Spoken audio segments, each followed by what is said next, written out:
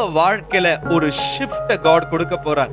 இருக்கிற நிலைமையிலேயே, இருக்கிற நோவிலேயே, இருக்கிற பிரச்சனையிலேயே ரொம்ப நாட்களா, ரொம்ப மாதமா, ரொம்ப வருஷங்களா நீங்க அவதிப்பட்டு கொண்டு இருக்கலாம்.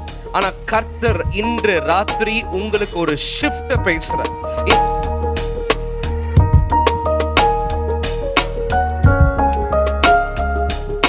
38 வருஷமா ஒருத்தங்க உட்கார்ந்து இருக்கிறான். அவனுடைய வாழ்க்கையில ஒரு மாற்றம் இல்ல.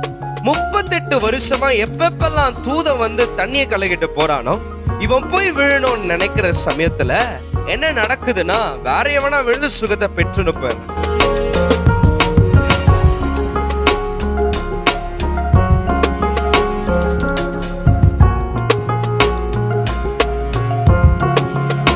உன்னிடத்தில் வரப்போகிறார். He is going to visit you. எத்தனை வாட்டி நீ தோத்து போய் ரொம்ப வருஷமா, ரொம்ப நாட்களா ஒரு வளர்ச்சி இல்லாம, ரொம்ப நாட்களா உன் குடும்பத்துல ஒரு மாற்றம் இல்லாம, உனக்குள்ள ஒரு மாற்றம் இல்லாம, எல்லா விஷயத்திலும் ஏமாந்து போய் கொண்டிருக்கிறியா? கர்த்தர் உன்னை நோக்கி வந்து கொண்டிருக்கிறார். உன் வழியா வந்து கொண்டிருக்கிறார். உன் மேல அவர் இரக்கம் கொண்டிருக்கிறார். இந்த வாரத்துல கர்த்தர் உனக்கு ஒரு ஷிஃப்ட் பேச போகிறார்.